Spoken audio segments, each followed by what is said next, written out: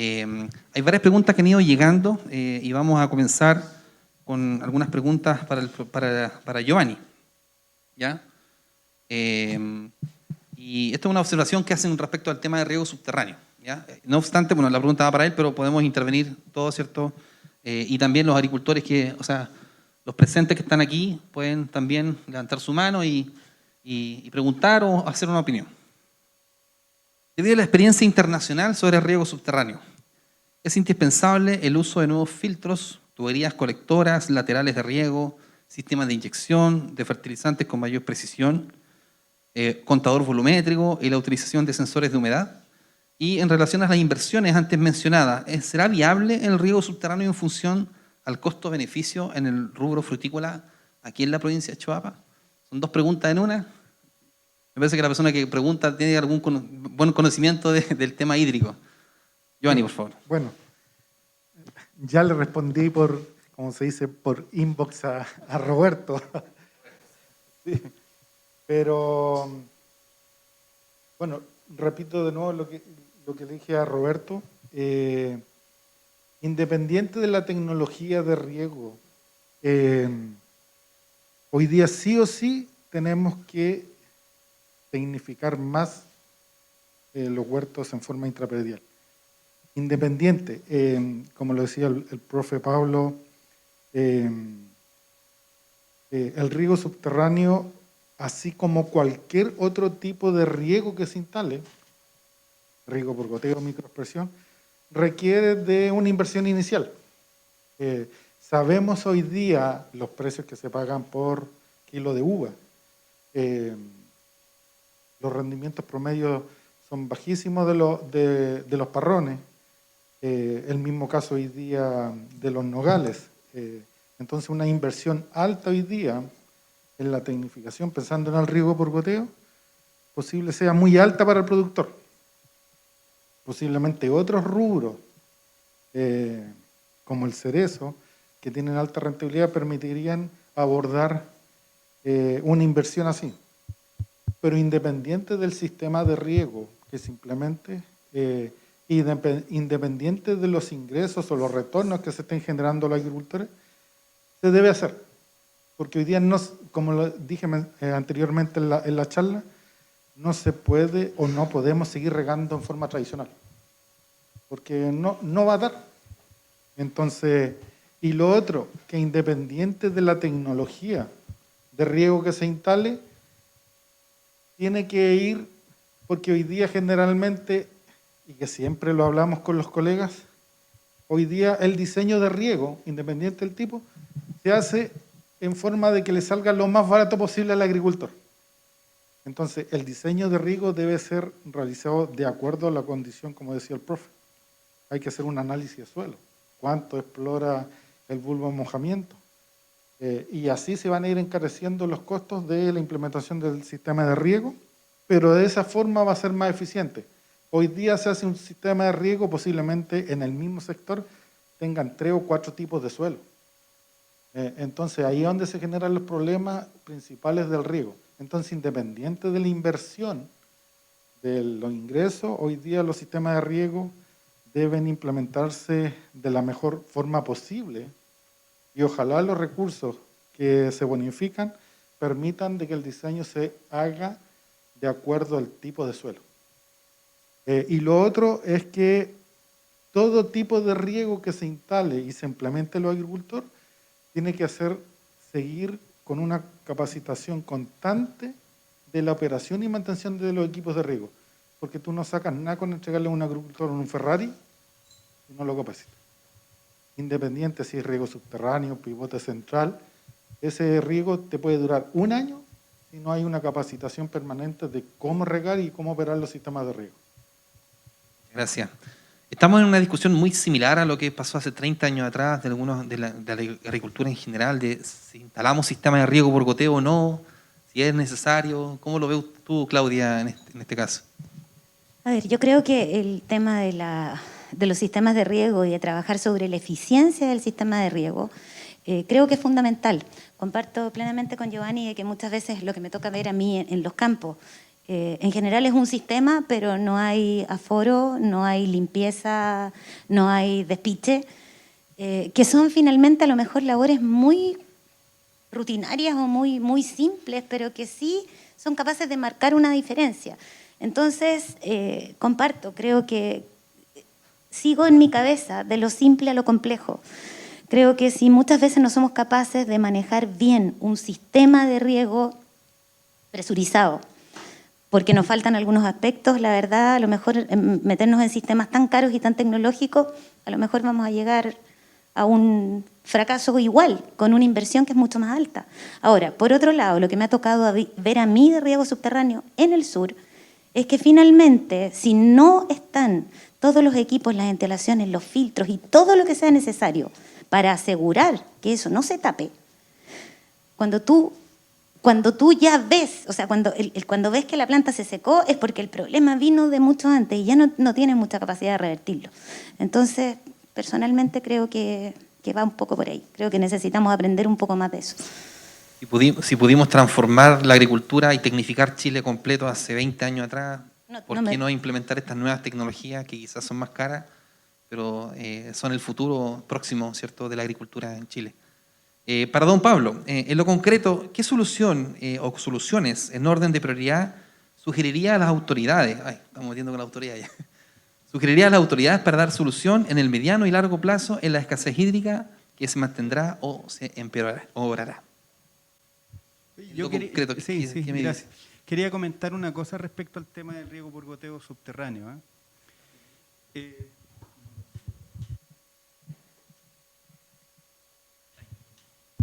Ahí sí. Bueno, una cosa que uno tiene que visualizar cuando instala riego por goteo subterráneo es que pasan muchas cosas más aparte de solo el sistema de enterrado. Una cosa que ocurre es que se empieza a generar una especie de cero labranza. Eso significa que en el fondo esta relación de la tubería arriba con los difusores y en el fondo la permanente limpieza y el tránsito por arriba cambia. La cosecha y el levantamiento de todas las líneas cambia. Entonces hay costos que desaparecen y mejoras del sistema, particularmente el sistema físico y biológico del suelo que empiezan a aflorar positivamente. Entonces, sí, es como es que hay que diseñarlo bien. Para eso hay empresas especializadas y hay que hacerlo con toda la rigurosidad que corresponda. Sensores, sí, porque en el fondo no es visible. Eso significa que hay que monitorear al principio, al final de las líneas, hay que poner sensores de humedad de suelo. Alguien que instala un riego por goteo subterráneo es porque riega con evapotranspiración, con coeficiente de cultivo y sensorea las cosas. Si no, en realidad no tiene ningún sentido. Pero si lo hace, va a reducir el consumo de agua. Eso es un hecho. Y la pregunta es si se va a achicar entre un 10 y un 15% en superficie o se mantiene y ahorra ese 10 a 15% de agua. Me parece que es como parte del balance también, más allá de la inversión.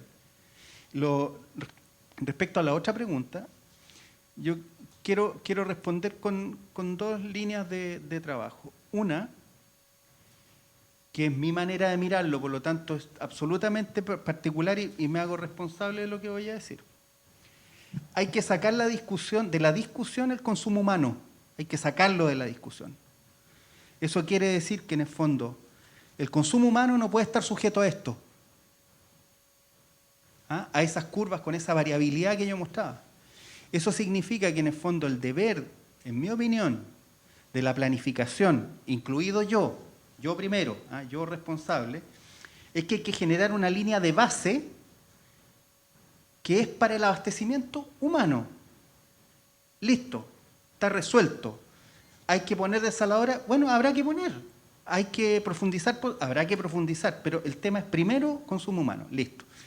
Resuelto el problema del consumo humano, sale de la discusión. Y ahí hablamos entonces ahora de producción, de ahí para adelante.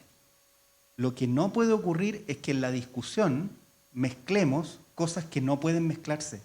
El consumo humano está fuera de discusión, no puede. ¿Por qué va a estar discutiendo con lo productivo? En el fondo es evidente que está primero, es obvio.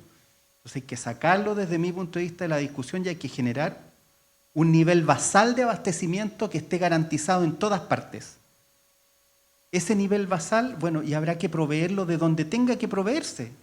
Bueno, dependerá, en el interior será distinto a la costa, en la costa se producirán efectos sustitución, porque, bueno, a lo mejor hay que poner desaladoras, o a lo mejor no hay que ponerlas, o a lo mejor hay que aumentar eficiencia, etc. Yo creo que esa es una primera cosa. Y la segunda es que hay que integrar la cuenca. Integrar no significa necesariamente hacer un super sistema de gestión integrada, qué sé yo, que importemos de otro lado. No. Nosotros tenemos que desarrollar nuestra gestión integrada, devolviéndole a la cuenca y a cada sector de la cuenca la función que debe cumplir para el ciclo hidrológico. Esto significa continuidad de los flujos, continuidad del ciclo, no interrupción, extensión de los tiempos de residencia del agua, el tiempo que vive el agua al interior del continente, que sea suficiente para poder abastecer las necesidades humanas, ¿ah? Y del medio ambiente, y que en el fondo a partir de eso se genere paz social. Si no se hace así, entonces siempre vamos a tener un problema de estar compitiendo entre un sector y el otro. En mi opinión, todo el mundo tiene clarísimo que hay un nivel base que abastecer y que sobre ese nivel base vamos a construir un segundo y después un tercero y así sucesivamente. Es lo que a mí me parece por lo menos lógico. Muchas gracias, profesor. Vamos a dar, tenemos 2 preguntas ya abordadas de redes sociales. ¿Alguien tiene alguna pregunta acá presencial? Don Mario Alfaro. No sé si se puede activar otro micrófono más. Leonel, sí. Por favor, pregúntame. Tenemos una laguna tan grande en Chile, como tenemos grandes minerales en Chile, gran parte del país, también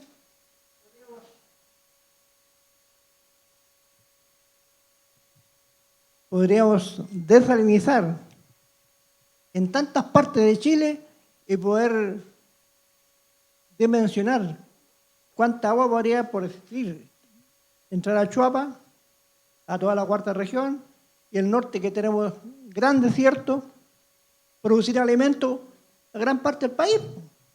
Y no estar en cuentos políticos que tira para allá, que tira para acá y nadie hace nada. Eso no es.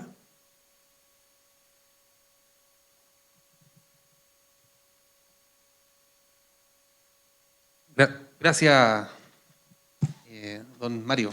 ¿Alguien puede dar alguna...? Me parece que está hablando de la desalinización, ¿cierto? Del mar. Sacar agua de ahí. Bueno, yo creo que como en todas estas cosas, lo primero, gracias por la pregunta.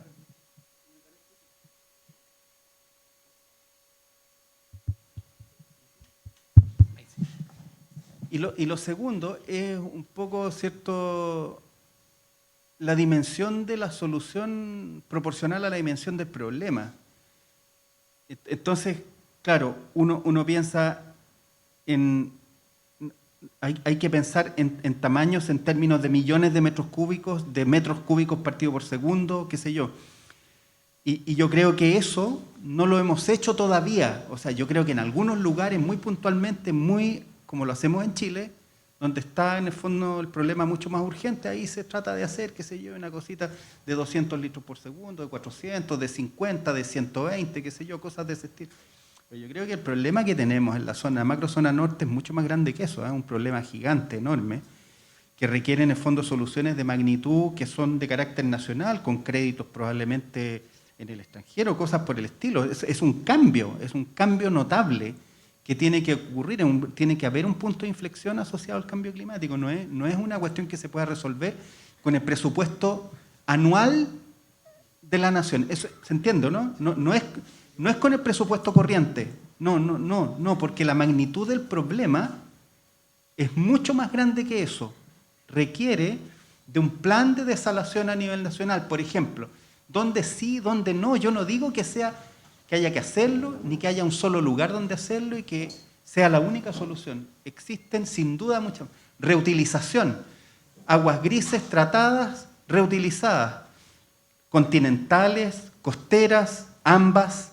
Bueno, hay que verlo, pero ese plan entero es lo que digo yo que en el fondo puede aportar. Pero donde haya que incorporar nuevas fuentes hay que hacerlo. Y el nivel base es el abastecimiento humano. De ahí para adelante empezar a construir lo demás. Muchas gracias. ¿Alguna otra pregunta? ¿Alguien quiera opinar? ¿Una pregunta? Bien, bueno, hay otra pregunta que llegó, que es también enfocada al profesor Pablo, pero de todas formas podemos opinar todos. ¿Existe algún estudio de que se pueda desarrollar embalses subterráneos en función a los acuíferos confinados y no confinados existentes en nuestra cuenca del Choapa? ¿Existe alguna base al respecto? ¿Tú quieres decir algo? Sí, no solamente para la región, para la cuenca del Choapa. En el fondo, el tema, cuando hace un rato decíamos, cuando hay un año seco, hay una secuencia de años secos y después llueve, puede llover de manera abundante, la productividad de esa agua en términos de escorrentía es menor. Y dijimos una manera de decirlo, ¿cierto? Que es, hay que pagar las deudas primero, y la deuda es con el sistema poroso que mostraba hace un ratito Claudia. Ya, ese sistema poroso es superficial, donde se desarrollan las raíces, y es profundo, ¿cierto? Que es donde se almacena el agua y circula esta agua. Todo aquello hay que pagarlo y hay que devolver en el fondo del agua a esos lugares. Entonces la pregunta es si en un evento de precipitación va a haber suficiente tiempo asociado a los eventos de escorrentía provocados por esa precipitación para poder devolver a ese lugar esa agua. La respuesta es no alcanza. Y de ahí surge entonces la idea de que se puede generar tecnología que permita ocupar esa agua que se generó por escorrentía a partir de precipitaciones por sobre lo normal en recarga artificial de acuíferos por medio de sistemas que son artificiales. Hay sistemas artificiales sofisticados y sistemas artificiales muy sencillos, pero requieren una mirada de nuevo de cuenca. ¿Por qué? Porque en el fondo uno recarga puntualmente un acuífero y la verdad de las cosas es que en algunos lugares uno puede llegar a monitorear cuál fue el destino del agua recargada. Por una razón muy simple, hay que hacerse cargo de la calidad del agua recargada y de los efectos que esa agua recargada puede generar.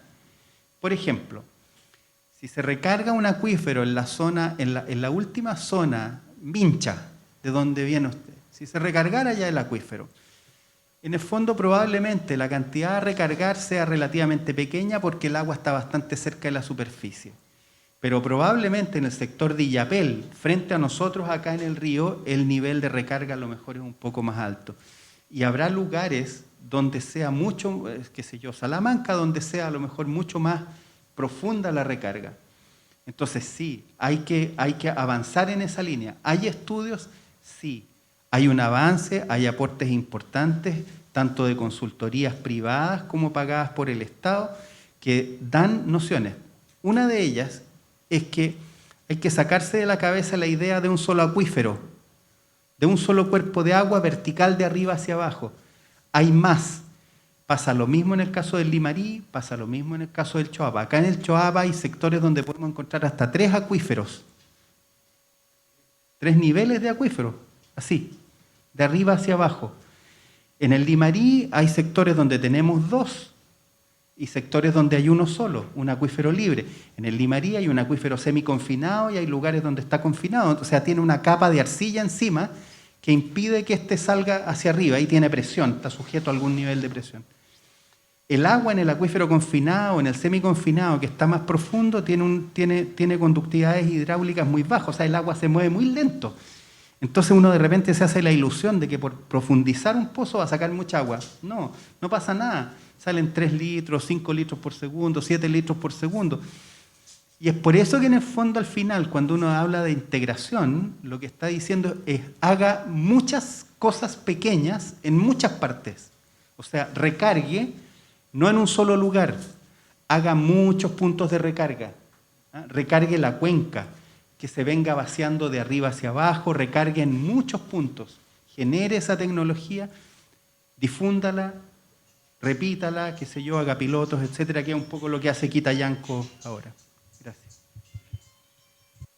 No, complementando con lo que dice el profe, yo creo que puede ser una de las soluciones, porque hoy día pensar en la construcción de embalse demora mucho tiempo. Entonces, en que se hagan todos los estudios de prefactibilidad, factibilidad, hasta que se construya, van a pasar 10 años, pero el problema lo tenemos ahora.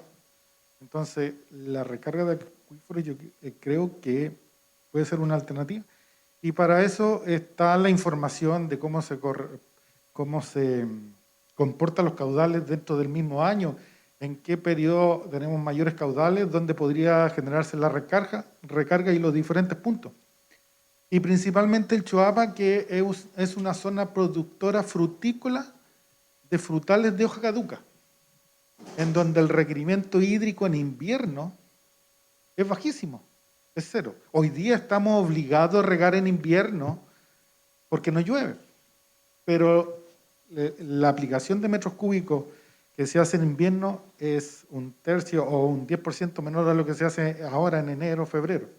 Entonces, en esos periodos es donde hay que aprovechar de hacer las recargas en los acuíferos y, como dice el profesor, en los diferentes puntos.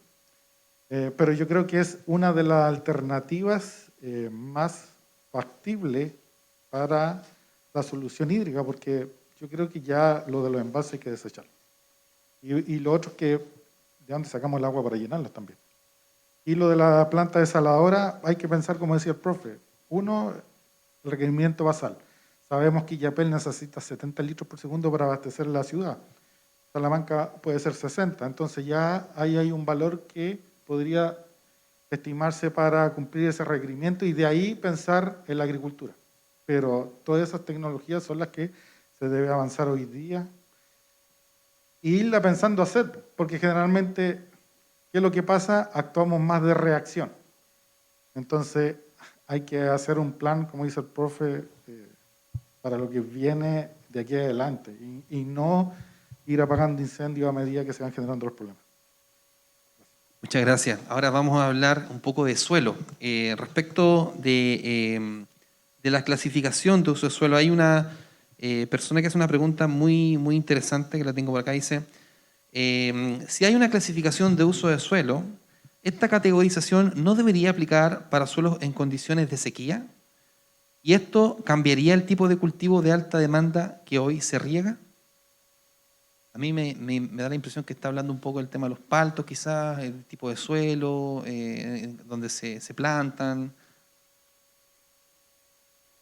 Yo creo que es un tema complejo, ¿cierto? Porque existe una clasificación de suelo que clasifica el tipo de suelo bajo ciertos materiales y ciertos agregados. Yo creo que aquí como que se suma un nuevo factor. Y yo no sé, eso probablemente vaya de la mano de una regulación de otro tipo que no sé si exista hoy día, ¿ya?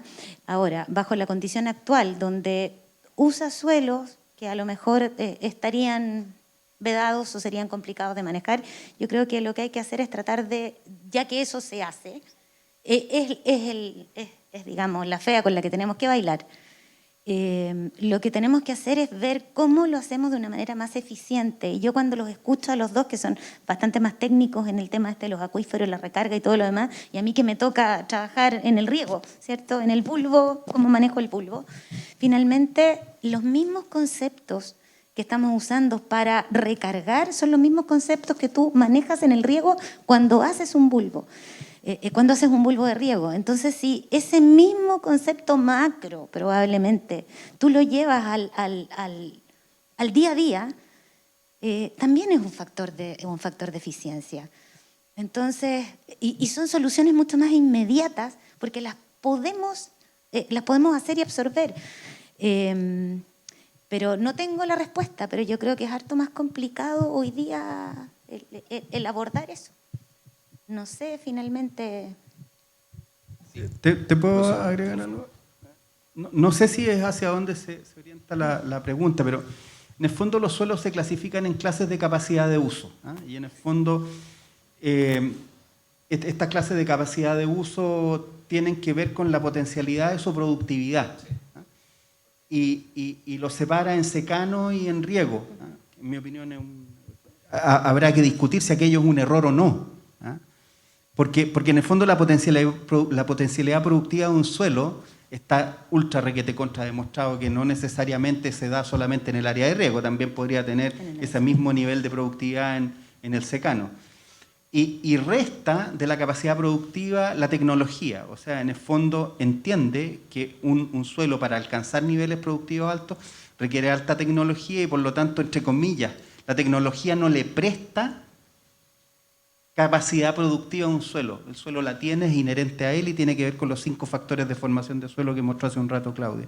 Entonces, en el fondo, desde mi punto de vista, hoy día se pagan impuestos en función de la clase de capacidad de uso. Se separan en riego y en secano y aquello tiene que ver con el tributo. Y ahora, hay un tema que siempre ha sido medio controversial, que es el hecho de que haya suelos que se riegan, que aparecen como categorías de secano y que en el fondo tienen o no tienen los derechos de aprovechamiento respectivos de agua. Entonces se arma en el fondo como una especie de confusión. Hay suelos que están en el área de riego, pero que ya no tienen los derechos, pero siguen siendo como categoría de riego. Porque no tienen los derechos, y vendieron los derechos de aprovechamiento, qué sé yo, y es de secano en estricto rigor. Pero es un suelo que no ha perdido su condición original. En el fondo sigue siendo un suelo de categoría tanto de capacidad de uso. Y por lo tanto paga el tributo respectivo en ese sentido. Me parece a mí que a lo mejor va orientado para allá ese asunto. Muchas gracias, profesor. También para usted, profesor, con la información que se tiene ahora actualmente, ¿qué superficie agrícola soporta cada cuenca en cada escenario con los cultivos que hoy se explotan? Me parece que esa pregunta la hizo don José Gutiérrez, un asesor que conocemos nosotros, y justo cuando usted está exponiendo justamente el tema de las cuencas. ¿Es fácil esa información? O sea, no, más que fácil, ¿es factible tenerla? No, o sea, es factible calcularla, es factible obtenerla. El problema no es un problema, la libertad no es un problema, ¿verdad? El tema es que, entre comillas, las personas deciden en qué ocupan el agua que tienen y por lo tanto podrían cultivar 2 hectáreas de lechuga por separado y va a aparecer como 2 hectáreas versus una y hacerlo una primero y terminar eso y hacer la otra después. En total ocupó igual los mismos cubos, solo que en un caso lo hizo al mismo tiempo y de la otra manera lo hizo en 2 periodos sucesivos. Entonces, todo depende de cómo uno ordene los datos en esta cuestión. Las paltas no ocupan menos agua que la alfalfa.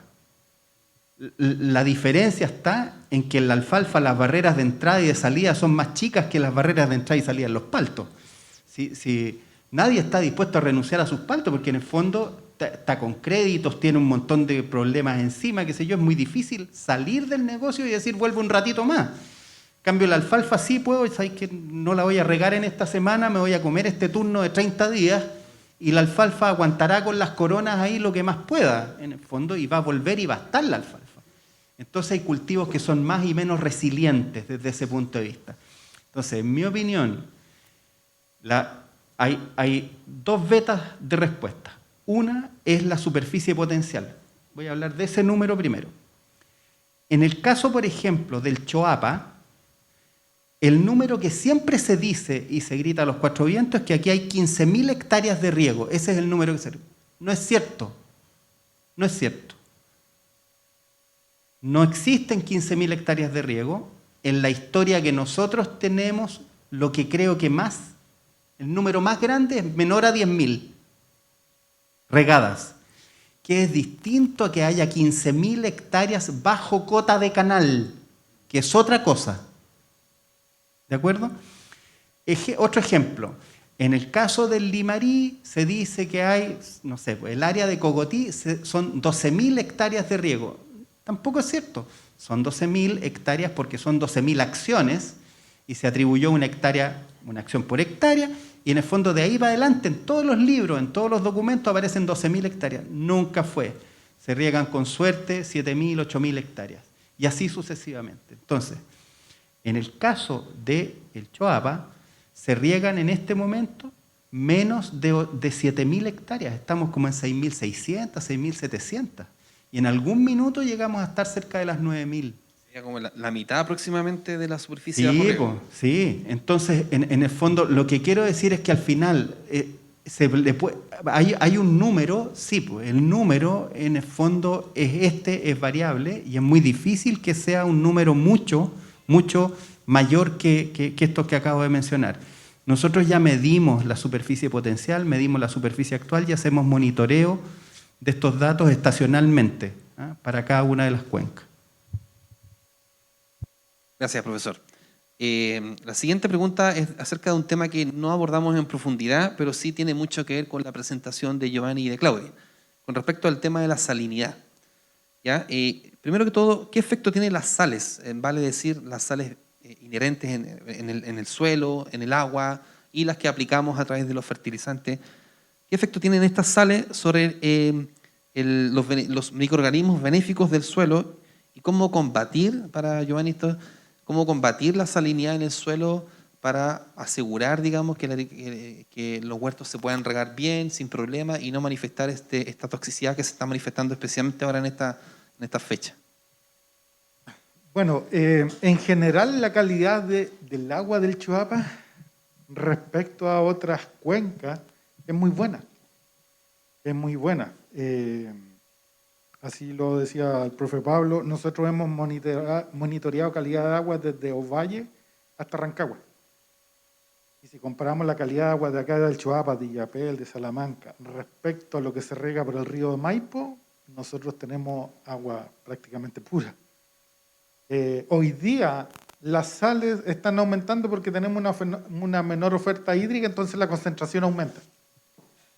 Y estamos regando el 10, el 20 o el 30% del agua que requieren las plantas, entonces esas sales que siempre han estado, hoy día aparecen más porque la concentración es mayor. Y están generando las fitotoxicidades hoy día que se están manifestando en esta etapa o en febrero, con bordes quemados, puntas quemadas, necrosis, y la única forma de mover esas sales hoy día es lavando el suelo. Tenemos agua para lavar el suelo. Como les decía, acá en Illapel estamos regando 108 litros las plantas de nogales, que deberíamos estarlas regando con 1.400 a la semana o 1.200. Entonces, no tenemos agua hoy día para lavar las sales. Generalmente uno calcula un porcentaje de fracción de lavado dependiendo del tipo de sales, si es sodio o es cloro, es la fracción de lavado en los tiempos de riego a la semana, que puede ser un 20 o un 30% más del tiempo de riego que necesita el cultivo. Pero ¿tenemos esa agua? No la tenemos. Entonces prácticamente estamos aplicando el agua que nos llega y la que estamos aprovechando. Entonces estamos aumentando las sales en el suelo y eso se está manifestando a nivel de planta. Y la única forma que podemos de desplazarlas un poco podría ser ahora en invierno, si es que tenemos precipitaciones que nos permitan alejar las sales del sistema radicular, o con los mismos riegos en inviernos que nos permitan lavar. Y es la única solución para las sales. Yo siempre he dicho que la otra solución para las sales, y que lo ha dicho toda la presentación Claudia, es el uso de la materia orgánica.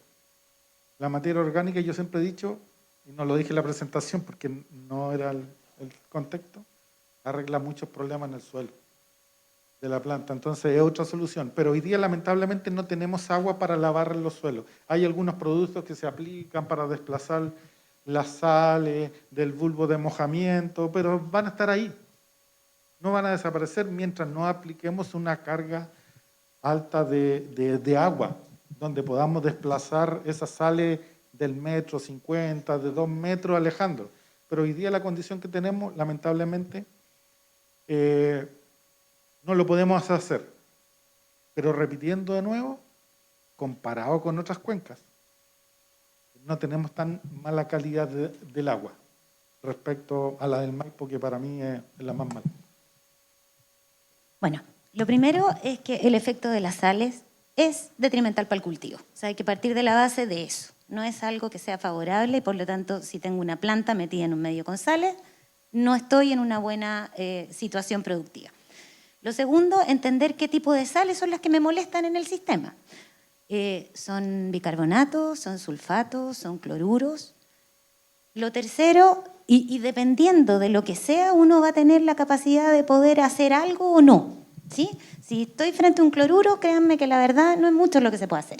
¿Ya? Ahí lo único tema, o por lo menos lo que a mí me ha tocado manejar desde el punto de vista productivo, es que en la medida que tú aumentas los niveles de nitratos en el suelo, la planta absorbe más nitratos que cloruros y por lo tanto se defiende. Pero no hay mucha opción. Si las sales son bicarbonatos, existen formas. Todas son, o sea, hablamos recién de que hay tecnologías que tú puedes aplicar, ¿cierto? Y probablemente a lo mejor la acidificación del agua te permita a lo mejor neutralizar los bicarbonatos y de esa manera aportar menos sales al sistema. Ahora, efectivamente, tal como dice Giovanni, la única forma que tienes de sacarte un sodio es desplazándolo, pero también usando productos que tienen la capacidad de lavar y de reemplazar los sodios por calcio. Ahora, yo les planteé, a mí no me parece que la agricultura tenga que ser una agricultura sola con aplicación de productos. Yo creo que lo que hay que hacer es evaluar muy bien cuál es la complicación que existe para saber cómo abordarla. Y en mi experiencia, la verdad, yo llevo varios años trabajando. Mi experiencia es empírica, yo no he tomado ninguno de esos doctorados que tienen ustedes, ni mucho menos. Mi experiencia es de campo, ¿ya? Y en ese campo cuando tú manejas una condición a nivel de suelo y la planta se siente mejor, tú inmediatamente ves que produce, que brota, que se desestresa.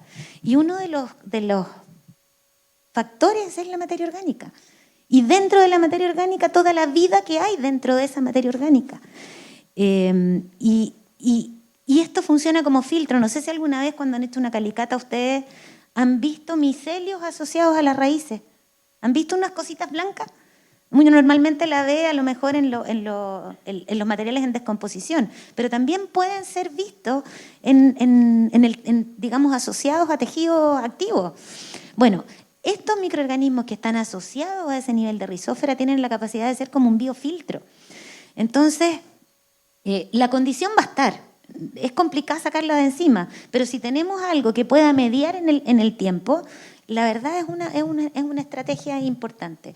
Creo que los niveles, aquí hay que determinar si estamos hablando de suelo sódico, de suelo salino sódico y entender cuál es la problemática. El manejo del agua es una de ellas, pero creo que, insisto, y a lo mejor perdónenme, pero es lo que me ha tocado ver. Yo cuando me tocó ir al sur, la primera vez que me tocó ir al sur, acostumbré en la quinta región porque de allá vengo, ¿cuándo ayuda a pensar que en el sur había un problema de riego? ¿Cuándo uno podría pensar con la precipitación que tiene que en el sur hay problemas de riego? Y hay, pues. Entonces yo creo que en la medida que logremos eficientar lo que podemos hacer con el riego, usando a lo mejor estrategias que son fáciles de incorporar. Lo más probable, a lo mejor uno dice, ¿de dónde saco materia orgánica? ¿Cierto? Aquí en el norte, donde no hay mucha biomasa, digo, ok, tengo guano cabra, tengo que traer el guano gallina o de pavo que viene de la quinta, y definitivamente eso es un costo muy, muy grande.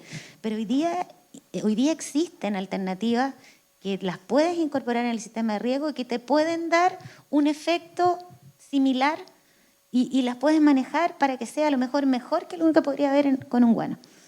Eso es lo que te podría... Muchas gracias. Muy completa la respuesta de parte de los tres. Una última oportunidad. ¿Alguien tiene? Caballero, allá.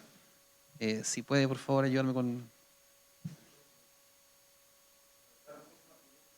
Deme un segundito, don Marcial. Le vamos a habilitar directamente un micrófono para que puedan escuchar la gente que está en línea. Allá. Por favor. Muchas gracias. Bueno, como le decía, mi nombre es Marcial Salas.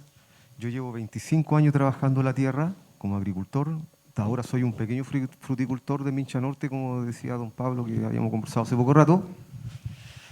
Y yo le decía a él que la crisis hídrica en estos momentos está siendo muy grave, pero gravísima, porque creo yo que acá en esta provincia de Choapa, donde se puede monitorear el agua si realmente se está suscitando un problema muy, muy serio, es justamente en Mincha. ¿Por qué lo digo? Porque por lo general todas las aguas de la cordillera, los cerros, decantan en el mar, automáticamente se van vía subterránea, aunque se demoren 100 años, se van por los cerros, van bajando por los cerros hasta que llegar al mar. Entonces, nosotros como siendo los últimos regantes de toda la provincia de Choapa, río abajo que se llama, obviamente recibimos esas aguas. Y en tiempos de sequía anteriores nunca tuvimos problemas.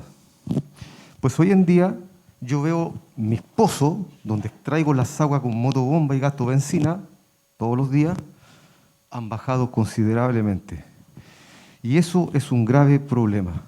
Ahora, con respecto a lo que decía don Pablo, o el señor hace poco rato acá con la desalinización, yo creo que desde que entramos, y voy a entrar un poquito en la parte política acá, de que entramos al gobierno del arco iris de la concertación, yo les juro y les soy muy sincero en decirle que no he visto jamás en mi vida a los gobiernos que ha tenido este país ponerle un realce y una importancia a la agricultura en Chile. Nosotros somos un país ratones en agricultura, en fruticultura, acá, en la zona norte. No hablo de la zona sur, porque todos los chilenos sabemos que la zona sur es la que recibe los mayores ingresos económicos por parte del Ministerio de Agricultura para esos agricultores. Pero para nosotros, puras migajas que llegan como mangueritas de 100 metritos, un estanquecito, que al final de cuentas, ¿de qué nos sirve si no tenemos agua? Entonces, por ahí está la solución también en gran parte con el tema agua, que los gobiernos de cualquier colectividad política empiecen a tomar este tema con seriedad e invertir en infraestructura hídrica. No puede ser posible que nosotros tengamos que invertir millones de dólares como país en armamentos, que no estamos en guerra con nadie, en vez de tomar esa platita y destinar algo de esa plata, podría decir, a la agricultura en Chile. Con eso nosotros podríamos solventar un montón de falencias que tenemos, explotar los acuíferos o los bolsones de agua que tienen casi todos los cerros en Chile, en especial en esta cuarta región, provincia de Choapa, donde yo he visto con mis propios ojos, cuando he visitado lugares que están en Canela, hacia el interior norte, casi llegando a la zona de Punitaqui, donde personas, campesinos, han hecho pozos y tienen manantiales de agua y riegan. Eso significa que nuestros cerros en la provincia de Choapa tienen montones de bolsones de agua, pero no han sido explotados con una tecnología como debería ser. Como debería ser. Como les digo, el problema del agua se puede solucionar, pero tiene que haber una voluntad política por parte de los gobiernos, de parte de los gobiernos. Porque acuérdense ustedes, los que están acá presentes y los que están en las redes sociales, no se olviden nunca, pero nunca, que la plataforma económica de Chile, en los albores de la historia de Chile, fue la agricultura.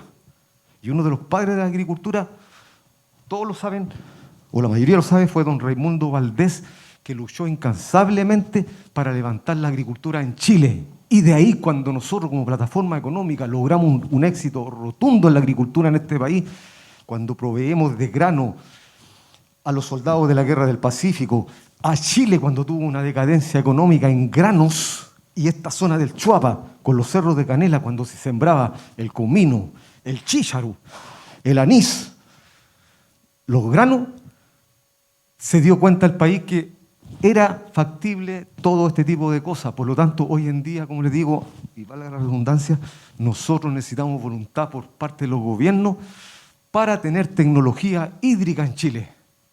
Eso es lo que necesitamos. Nada más que eso, porque como dice el dicho, con plata se compran huevos. Todo lo que ustedes hablan, muy beneficioso, muy provechoso. Aprendemos todo acá, pero el problema pasa, como les digo, por los gobiernos que no han sabido colocarle el punto sobre la I a la agricultura. Eso es todo. Muchas gracias. Muchas gracias, don Marcial. Tomándome del comentario, de la opinión de don Marcial, y para cerrar esta jornada, me gustaría saber su opinión con respecto a... Estamos a puertas de un proceso constitucional en Chile, ¿cierto?, donde se van a dictar las principales normativas de cómo regir, ¿cierto?, a nuestro país desde el punto de vista constitucional. El tema del agua y el tema de la agricultura, bajo su apreciación, ¿cómo es, y brevemente para los tres, cómo se debería abordar o qué normativas deberían estar actualizadas o enfatizar, ¿cierto?, en la Constitución para asegurar la alimentación, asegurar la dotación de agua para consumo humano y alimento, o desde el punto de vista de los manejos de las cuencas? ¿Cómo ven ustedes que la Constitución debería abordar la problemática del agua, la producción de alimentos en nuestro país?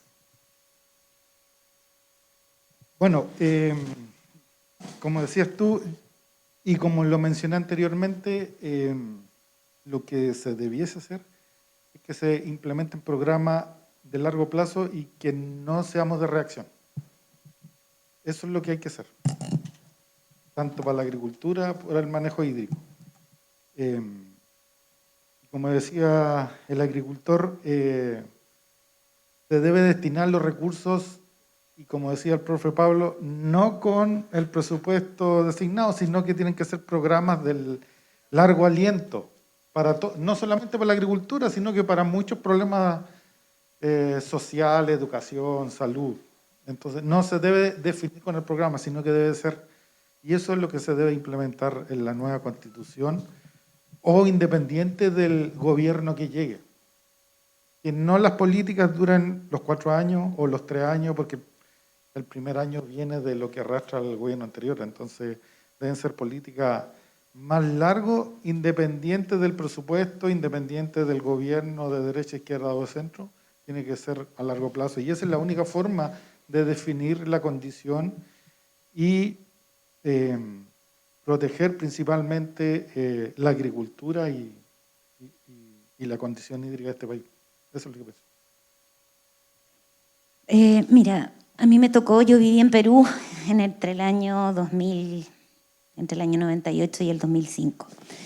Y una de las cosas que me llamó, y eso desde el punto de vista agrícola, sabemos que hoy día Perú es un tremendo, digamos, tiene un tremendo potencial agrícola porque tiene buena agua y porque tiene casi todos los climas que existen. Pero se estableció una política que era gubernamental, una política de país que permitió poner bajo riego muchas hectáreas, y eso fue transversal a los gobiernos que fueron entrando. Yo, sin generar una posición política, ni mucho menos, creo que comparto plenamente que estamos acostumbrados a reaccionar y a no ser proactivos, y yo creo que aquí lo que hay que hacer es pensar para adelante. Y comparto plenamente que hay ciertas cosas como la educación, como la salud, como el tema del agua, que tiene que ser transversal a los gobiernos que vengan. Personalmente no sé si existe la voluntad política como para poder hacerlo, ¿ya? Pero parte de ahí, no hay otra.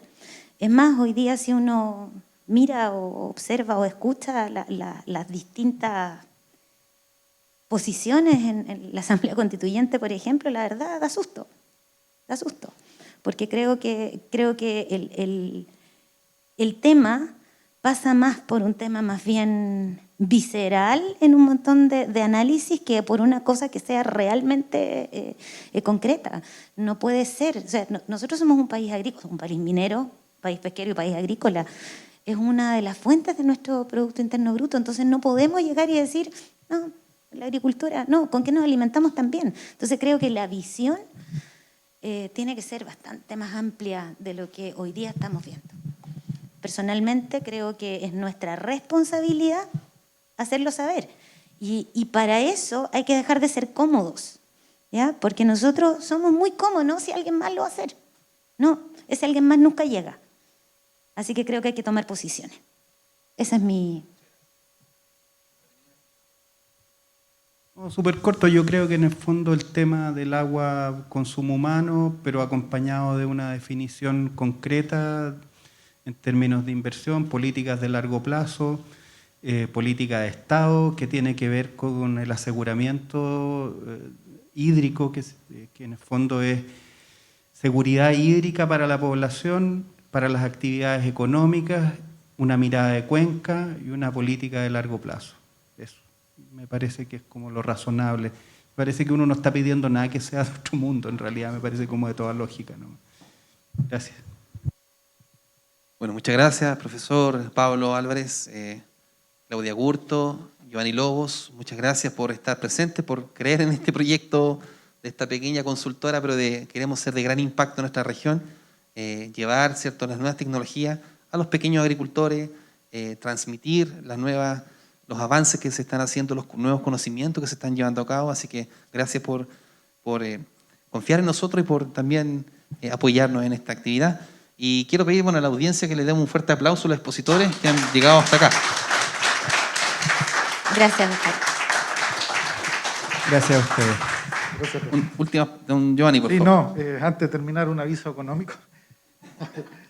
Nosotros la próxima semana, por si acaso, los dejo invitados a los del Choapa y Yape.